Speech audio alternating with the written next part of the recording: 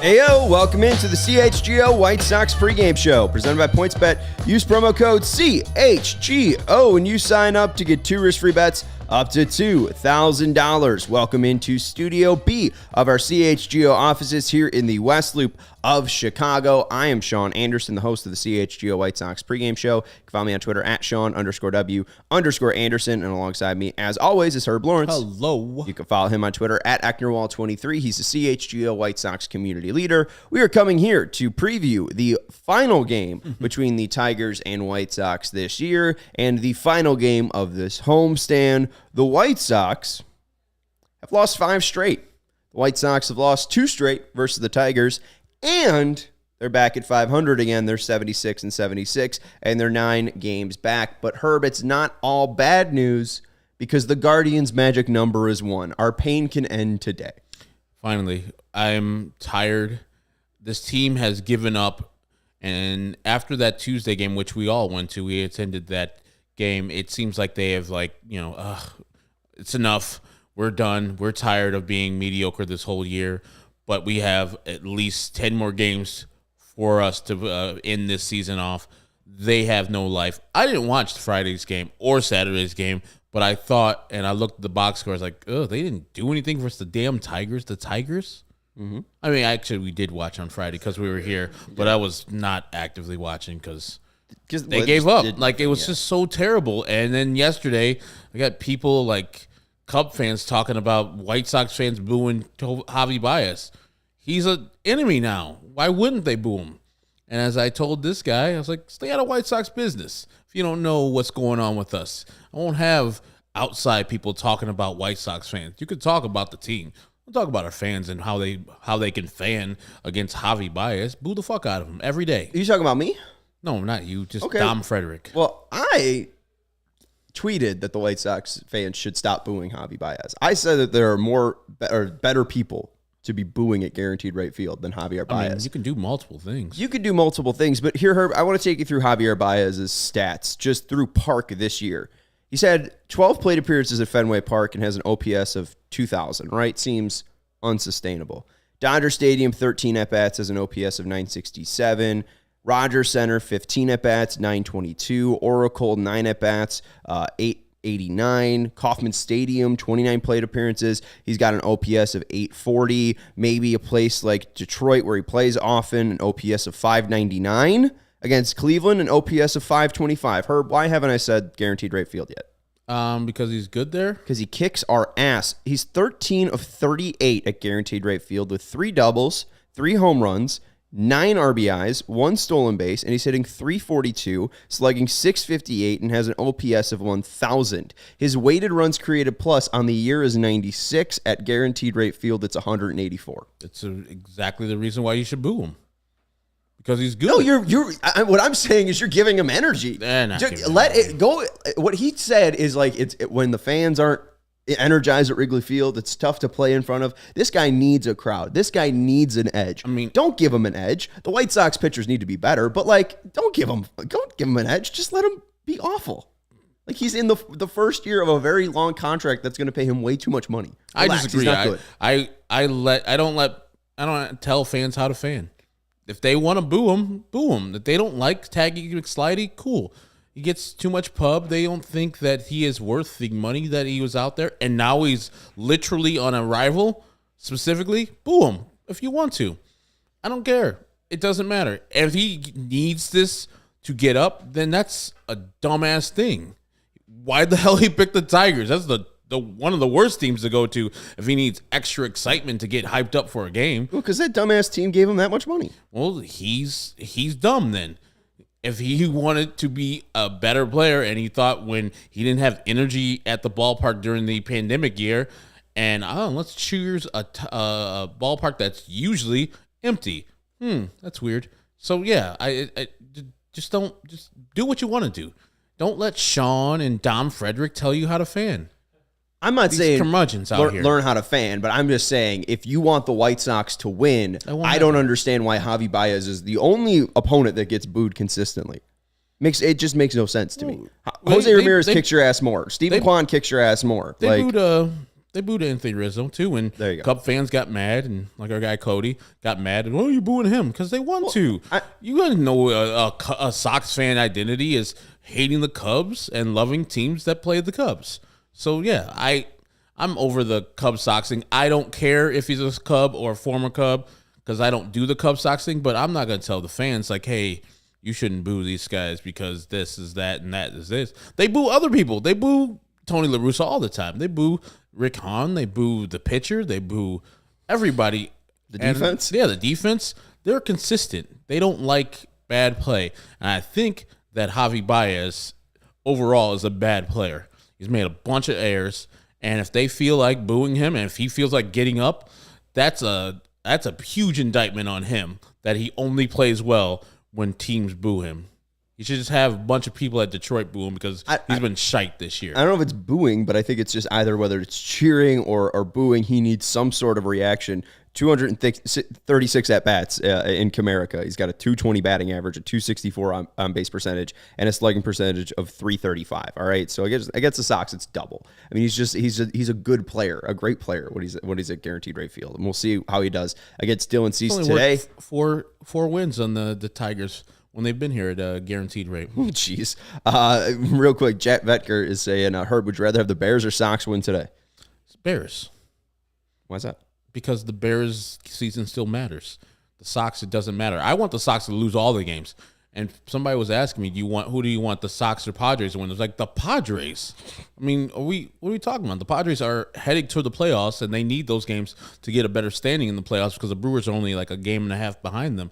When the weekend happens this week in San Diego, Friday, Saturday, Sunday, I will have the brown and yellow pom-poms out. Throw those silver and black ones in the closet for the weekend because they didn't care about winning these games, so I shouldn't care, and hopefully the Padres whoop the shit out of the White Sox. Amen. I'm for it, and honestly, I'm for the highest draft pick the Sox can get. Right now, looking at Tankathon, the Sox sit at 16th for the best odds of the number one draft pick with the new MLB draft lottery in state. They have a 4.8% chance of winning the first overall pick, but if they keep losing, hopefully they can get that up to 6%, 7%, or maybe 9%. I think there's 10 games left, right? I mean, Yep. Yeah. Yep. So if the White Sox can go 76 and 86, that might put them, with a 14% chance of winning or something like that. I don't know. It'd be slim, but I mean, they lost 2 games to the goddamn Tigers at the house. The Tigers, terrible Tigers. Lose them all. Just go ahead and check them all off. Don't even try. They've already shut down some players. Keep on shutting down players. TA shouldn't come back. Same thing with Michael Kopech. Just make sure that you put out the worst product ever. Mark Payton should be getting more at bats. Should be bringing up the whole AAA squad. Because does it matter? No. Well, and I like Melissa's point. Tiger fans should boo Baez since he's sensitive to it, and you get the best out of him because of it. See last year with the Mets and the whole thumbs down thing. Yeah. So, I mean, he does get up. So, I don't know. I just think don't boo him. You're just giving him more of an edge. But you mentioned them shutting down players. They also shut down the manager. Tony La Russa has been announced for the White Sox to not return in 2022. Rick Hahn spoke before the game yesterday on the matter. Not too much you need to know. And he also said he's not doing an autopsy yet on this team because the body's not cold. It will be cold today as the Guardians' magic number is 1, though. But Luis Robert on the 10-day IL, Tony La Russa not returning, and Tim Anderson and Michael Kopech said that there's still a chance for them to return, but I think if they lose today, that will probably be wiped away. I don't understand. Like, do an autopsy. You know this team's not winning. They're not winning anything. They're not going to go to the playoffs this year. What's the hesitancy? I wish we had leaders up there in the front office to give us some certainty. Now we have certainty of Tony not coming back this year, but we're going to have to go to the offseason, and that's going to drag out forever, and look to Tony and ask Tony if he wants to come back instead of saying, you know what, we don't want you back, Tony. Bye. Leave here immediately. It better happen like it happened with Ricky Renteria. Like, it was like the next day Rick Hahn was firing Ricky Renteria.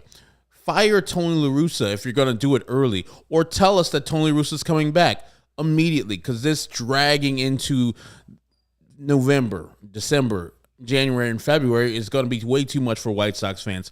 shit or get off the pot. Get some consistency with your franchise. And Rick Hahn should be like, hey, Jerry, we need some consistency. I need to be able to have this team wrestled back from Tony. So I'm either firing him or I'm leaving.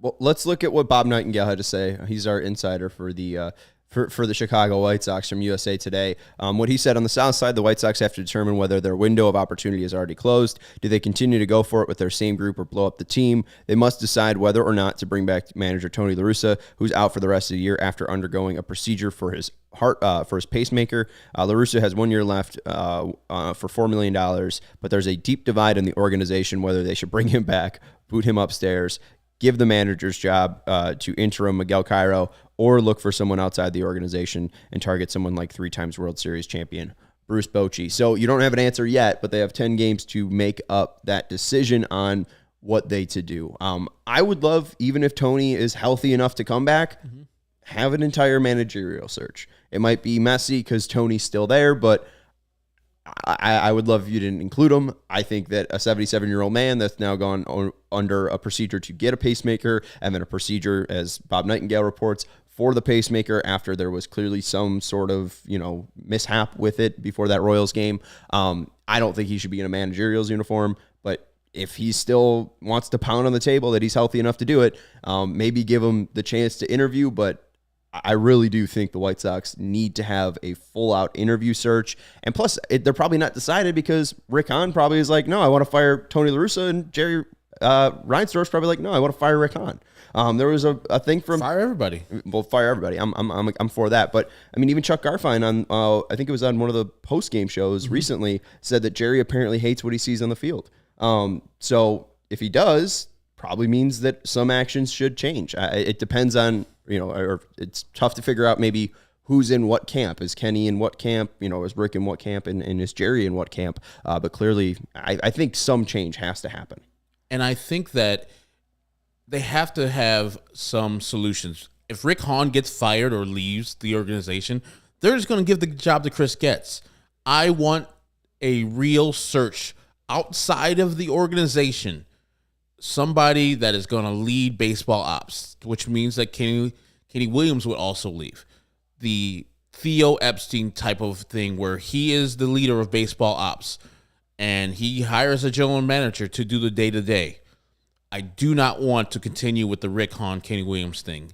It's outlasted. It's outlasted its welcome. Rick Hahn's been here since 2012 as the GM, and in October 2012 he took over as the everyday GM. And Daryl Van Schouwen said that in the last 10 years, the White Sox finish under 500 again, they would only have 2 winning seasons, 2020, 2021. All under Rick Hahn. He needs to go.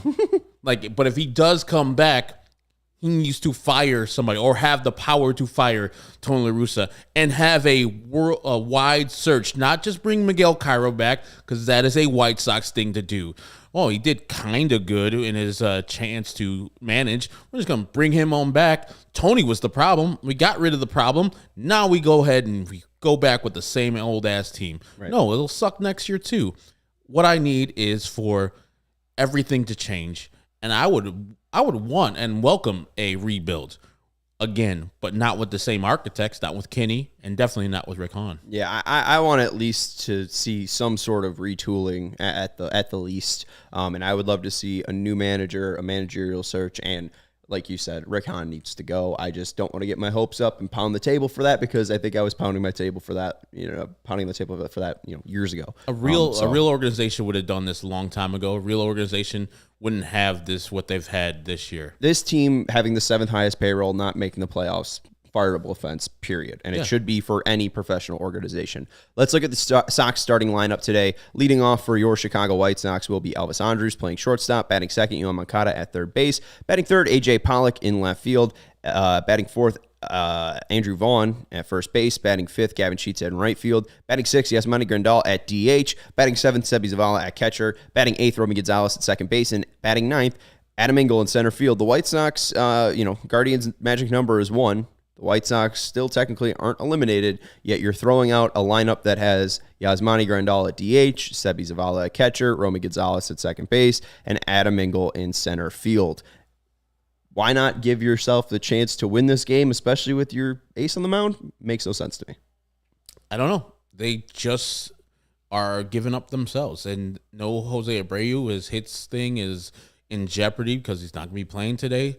So, yeah, I was sure Dylan Cease would love to have a good lineup behind him playing defense and also getting a couple runs, because winning this game and putting another win on the ledger matters for some voters. It's like, oh, your record looks good too. Your ERA is as such. And then you went out and shut out the Tigers. Good job, Dylan Cease. We'll put you back up to the top of the Cy Young candidates up there. But yeah, and it's be hard to get motivated if you're Dylan Cease. You just have to do it for selfish reasons, which that's what I would be doing if I was Dylan Cease. Just like, okay, I'm going to air it out today. I don't care what happens. If I throw a shutout today, or if I can possibly throw a no-hitter like I almost did versus the Twins, I go up to the top of the heap of the Cy Young Award-winning candidates. And so it's very unfair to him, but he's got to be selfish now. Let's look at the lineup that he's facing. And he said, strikeouts are egotistical.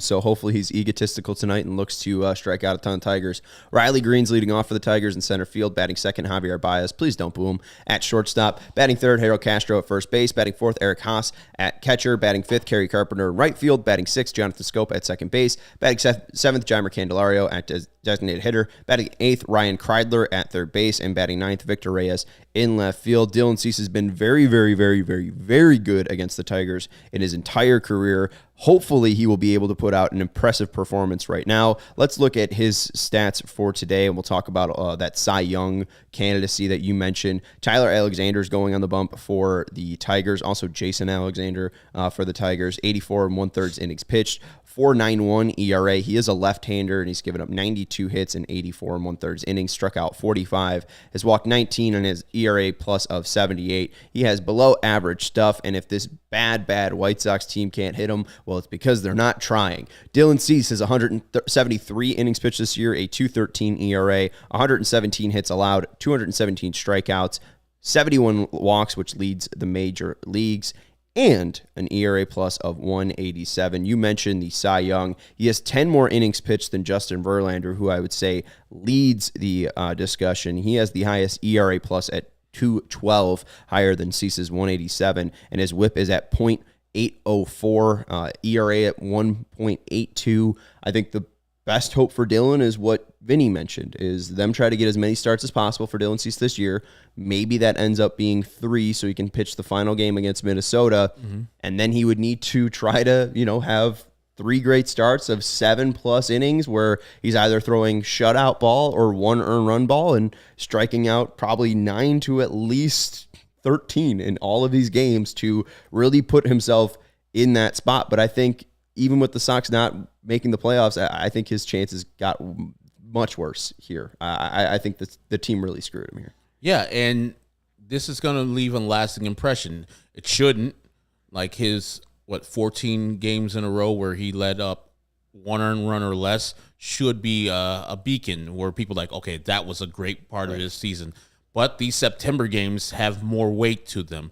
People who are voters who don't usually see Dylan Cease will be looking at these games versus the Tigers, the Padres, and if he does pitch in the last game versus the Minnesota Twins, they'll be like, okay, Dylan Cease, impress us. See what you can do versus these mediocre to good teams. Like the Padres are good going to the playoffs. The other 2 teams are under 500. So that might be a thing where if he gets hit, like in the Colorado game, people pretty much checked him off, especially since Justin Verlander came off the IL the next day and had a fantastic game on that Friday night. So he needs to throw shutout ball each of these games to get close to where Justin Verlander is. And if he could throw a no-hitter in there, I think he gets himself up in the discussion and over Justin Verlander. I think for now, though, Justin Verlander, it's his Cy Young to lose. Yes, I would say that it's his Cy Young to lose, and maybe Dylan Cease's to take over, but that would be a true wish and a hope there. Let's now tell you about PointsBet. If you're looking to bet on this game, head over to PointsBet. And also, there's football going on. So right now, PointsBet gives you the best live markets for this football season. They're bringing you a better way to bet live on games, which means before this ad is over, because it is Sunday at noon, you can place a live same-game parlay bet. You could bet on the next drive to be a touchdown and cash out your live second-half over bet. With PointsBet, you have access to more live football markets than ever before, and you can build the live perfect same-game parlay by combining your favorite bets anytime during the game, including spreads, totals, player props, and more. You can choose the outcome of the next drive and next points with PointsBet's Lightning Bets, so whether on the move or on the couch, do it live on PointsBet. Download the PointsBet app today and sign up with the code CHGO to get 2 risk-free bets up to $2,000. And if you or somebody you know has a gambling problem and wants help, call 1-800-GAMBLER for crisis counseling and referral services. Herb, who is your click to pick, and what's your score for today? I'm going to go with Sebastian Zavala today. And I think the White Sox are going to lose this game 2-0. I think Dylan Cease is going to shove, but they're not going to score any runs off of Tyler Alexander because the White Sox. I will say the Sox win 5-1 because they do hit Tyler Alexander, just because even the average guys that are very, very low on that lineup, like Romy, Adam Engel, Sebi Zavala, might run into one, because those guys are the ones trying, because those guys don't have a spot secured. Yohan Moncada doesn't need to try because he's getting paid next year. Eloy Jimenez, he could sit down this game because he's getting paid next year. Jose Abreu sat down or played mostly every game, so he deserves a break here. But Yasmani Grandal, getting paid next year. Don't worry about it. We got a $2 super chat from our favorite stupid donkey. He said, you guys streaming the game again? And of course, we have all the best live sex bots. They're free, cheap, and easy. More free than Tinder. And we also have the live streams of games. They will just be in the smallest little box that you can see. It'll probably be like, let's say like 85% of the screen will be a black screen, and then the other 15% will be a little tiny picture of the White Sox and Tigers game. So that's Herb Lawrence. You can follow him on Twitter at ActorWell23. I'm Sean Anderson. You can follow me on Twitter at Sean_W_Anderson. We'll tell you how the tailgate was later today. Herb wouldn't shut up about it when I walked in. I mean, and Casey walked in too, so I heard all about it. We'll tell you all about the first ever CHGO Bears tailgate. But stay tuned for the stream of the game, and we'll talk to you later. Go Sox.